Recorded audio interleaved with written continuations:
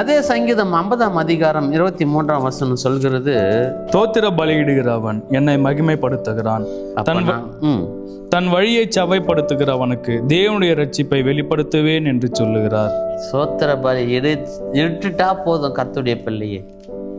ஏழை பணக்காரன், அந்த மதம் இந்த மதம், அவன் உயர்ந்தவன் தாழ்ந்தவன், கடவுள் ஒரு நாளும் ஒருவரையும் அப்படி பார்க்கறதில்லை.